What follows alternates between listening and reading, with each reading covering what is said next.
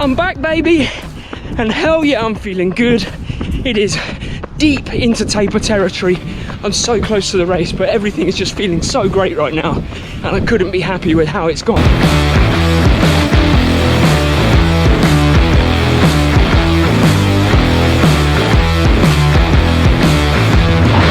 So with race day firmly in my sights and over 10 years of experience racing all distances in triathlon and running, what I thought I would do is give you my top 10. And it's the top 10 of things that you can do on race day that'll make the biggest difference to your time.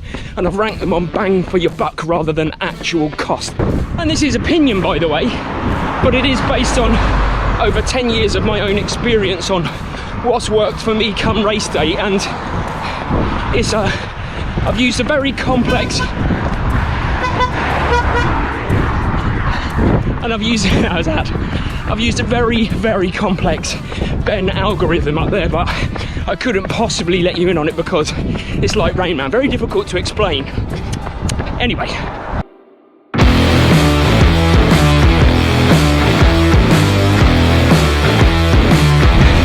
mean, the fact is, everything has a cost allocated to it, but some things represent far more value for money than others, and that's what I want to get into, what's helped me the most and what it's cost me. All right, two things I need to say before we get started on this top 10, and the first one is this top 10 applies to you whether you're a triathlete or whether you're a runner, swimmer or cyclist. There is something in there for everyone, so it's not just for triathletes, it is for the rest of you in there if you focus on one discipline or that's your preferred discipline. And the second thing is, and I didn't even put this in the top 10 because genuinely it is leagues above any of these 10, and that is that smart, consistent work will have the biggest benefit by a mile in different leagues. So if you're new to any of these sports, any of these disciplines, that is where your time and focus needs to be spent. You don't need to be spending big bucks making small gains. You need to be working consistent, smart, hard on your craft. That will get you much faster than any expenditure could. But that being said, let's crack on with my top 10 bang for buck speed difference makers come race day. Let's get this top 10 cracking, and in at number 10, barely in there in fact, is switching these with these types of helmets. These are Giro Air Attack, but what I mean by the actual style of helmet is that they're a slightly more aero road helmet. Now this has obviously seen better days, but it did originally cost, I believe, around 160, 170 pounds. They're about 100 pounds upwards now, but the thing with the AERO helmet were two things. The first thing is, it really is only aero if you are in the correct position. I mean, the road one is slightly more forgiving, but if you're using the proper teardrop helmets, you have to dial in a really good position in order to get the best out of it. And I'll be honest, the other thing is, the more you pay for a helmet, the more you look like a helmet. I think you know what I mean. And coming in at 9 is swapping a traditional wheel for a disc wheel. Now, this is not actually a full disc wheel. I've not bought them. They run into the thousands. This is an easy disc cover that I put on myself that I bought from Easy Disc, the company, which is a friend of mine, Clint. He runs that company. He creates discs that you can put on your actual wheel to make it a disc wheel. And again, it's all about wind tunnel testing. The evidence is there. Clint's been through the wind tunnel with both disc wheels, non-disc wheels, and the Easy Disc. And the watts saving for Easy Disc means that you're going to save for a 40-kilometer Olympic distance still in the minutes over a wheel. And put that into context, for a 180-kilometer race, you're going to save 3 to 4 minutes purely by buying one of these, which they run at about £135, I think. So again, for me, racing long distance triathlon, it's a bit of a no-brainer. But the reason these aren't higher on the list is because there are a number of contributing factors as to when a disc wheel would be decent to use. For my race, Ironborn, definitely decent, definitely going to use it. So thanks, Clint. This is awesome so far. I've ridden on it. It feels fast. Can't wait to use it. Coming in at 8, because it's free, is being able to plan and execute a race plan. There is nothing more invaluable than sticking to a plan come race day and absolutely squeezing the juice out of your ability when it comes to nutrition, hydration, pace, heart rate, all of those things. If you are able and skillful enough to not only plan that day, but stick to the plan, that's free, and genuinely that's invaluable. I've seen people blow up, good athletes blow up because they haven't been able to stick to a plan, and I've seen not as good athletes be able to stick to a plan religiously and not do too badly. So that's why it's coming in at number 8, because it's totally free, but sticking to your race plan that you've planned is so beneficial. And in at number 7 is replacing these types of trainers, my everyday training trainers, with these bad boys. Now these are the Nike Air Zoom Alpha Fly. Well, I can't remember what they're called. They're the Alpha Flies. But I'm really talking about the majority now of carbon plated trainer. I can't give you exact data. I can't give you exact savings. All I know is these are ridiculous, and while they're legal and while everyone else is utilising them, then I am utilising them. But they come in at around £250, which is why they're only at number 7 on my list, because that's a lot of money for a shoe, especially a shoe that you could only use on race day because they're so expensive and you don't want to tear through them on training. So that's why these are coming in at number 7.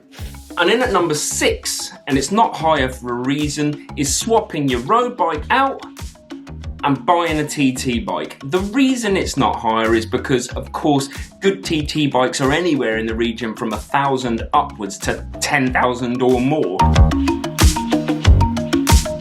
So the price is the reason that it can't be higher in the list, but a TT bike can do wonders for you, especially in longer distance races, because you dial in a position, you're in the AERO position, you're in the right position to run off of the back of it. Everything is designed to be fast and slick, because you know that the biggest thing that slows you down on the bike is you, as in your body profile. So the TT bike gets you in a really good position to race, and race comfortable and run comfortable off of the back of that. So in at number 6, purely because of its expense, is the TT bike. Now, here's an interesting one in at number 5.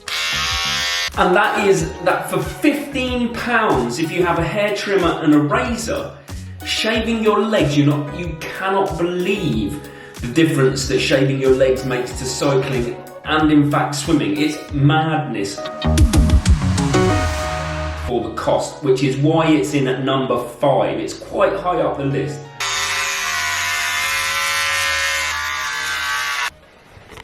Whoa. Almost smooth. And all you have to do after that is buy a razor. This is probably the biggest expenditure. I can't even remember how much this cost me, maybe 10, 15 quid, and smooth these bad boys out.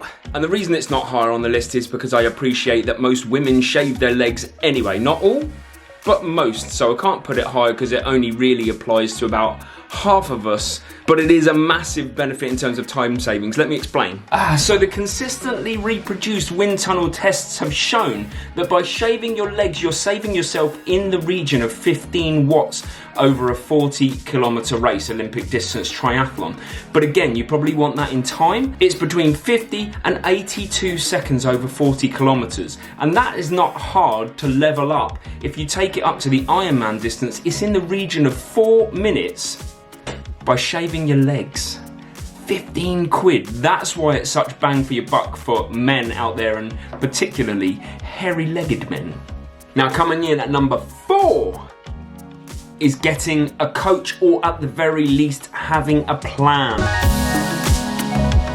And it could be a plan set out for 12 weeks, it could be a plan for 4 weeks, and it could be getting a coach that does you weekly plans. But what you're doing is you're investing your money where it's needed if you don't have the knowledge to coach yourself, if you want help to make the most out of your sessions, to be smart. A training plan could be £10, or it could be £40, or it could be £60, or a one-to-one coaching could be £100 or more per month. However, you're trusting that that coach is going to steer you in the right direction, get you doing the right things, the smart sessions at the right time to get the absolute best out of you. And that's why that's in at number 4. It's a little bit more pricey, but it is money well spent. And even I've had a coach in the past, even though I am a coach, but I needed accountability. And that's what coaches are there for.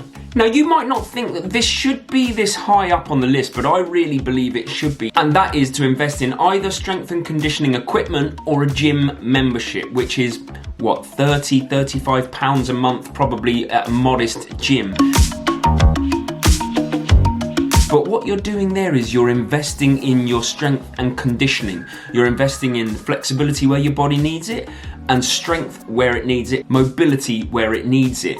And a good strength and conditioning session is as beneficial as a run. But what strength and conditioning is kind of doing to your body is allowing it to be able to train more consistently, because you'll fight off injury or avoid injury better, to be able to run further or to be able to run faster because your muscles are just in better shape, better nick all round.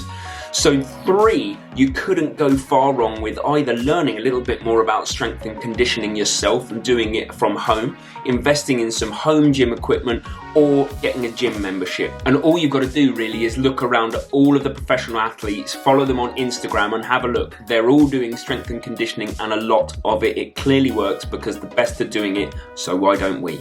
And in at number 2, because I think it provides the biggest bang for buck out of everything here, is the humble clip-on AERO bars. This is how I started my triathlon journey. I'll try and see if I can put a photo in here. But I had a road bike that I bought clip-on AERO bars for about £65, and they made the most enormous difference to me. It almost turned my bike into a TT bike, not quite, but for £65 instead of thousands of pounds, it was definitely worth the outlay. And I had an amazing first race using those, and I remember them fondly, and I remember feeling that difference. Having read articles, or there's articles on the internet where you look at wind tunnel testing with clip-on AERO bars against a road bike, against a TT bike in a wind tunnel at 40 kilometers an hour, and the time savings are staggering for what they are. At 40 kilometers an hour, which granted, not many of us actually ride over an Olympic distance race, but at 40 kilometers an hour with clip-on AERO bars over just a normal road bike, the saving was 66 to 83 watts. Now, let me put that in time for you. That equates to around 5 minutes 20 to 6 minutes 30 over a 40 kilometer race. Like, that's staggering for clip-on AERO bars. And you think the top end of that, 83 watts, and that's a dialed in position with clip-on AERO bars over a non-dialed in position. The TT bike only made 86 watts difference. That's 3 watts difference from the top end clip-on to TT bike. And while yes, I understand that you can't account for the difference then off of the bike, because what a TT bike is offers you a very good position to then run off the back of it as well if you're a triathlete. But those savings alone in a triathlon make clip-on AERO bars a no-brainer if you have a road bike and you can't yet afford a TT bike. And the final one, number 1 by quite a substantial difference, and this goes for swim, bike and run, they all count, is getting a swim analysis or bike fit or run analysis. Now, each of those are around £100 to £200 each, and if you want to focus in on one discipline, then that's absolutely fine, maybe your weakest.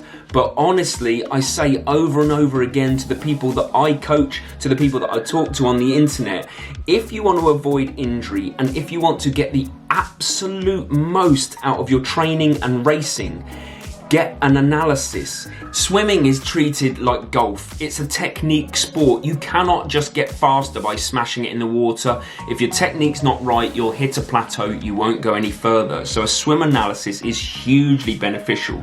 But then a bike fit, all it does is it gets the absolute most out of every pedal stroke whilst keeping you injury free, and if you're a triathlete, ready to get off that bike and run. But a run analysis is, for me, the creme de la creme, and I'll tell you why. It's because running puts the most force through our bodies while we're training. It's the discipline where we're most likely to end up injured, because 90% of injuries in triathlon come from running. A run analysis can just find the little technique flaws that you have that may lead to an overuse injury and help you tweak it and fix it. And that's it. If you disagree with any of this, that's fine. These are my opinions, these are the things that have benefited me the most, but there might be something that's benefited you even more that I haven't mentioned, and if there is, let me know in the comments, because I'm always as up for learning as you guys. And if you want to watch a video where I race, then this is the one. This is the last race, believe it or not, the last race that I did, the last triathlon, which was in 2019 at the European Championship. So fingers crossed, because in a week or so, I'm going to be racing my first long distance triathlon. And last. That's the subscribe button. I'll see you on Sunday, where I'm taking you through my entire race plan, prep and strategy for long distance triathlon. See you then.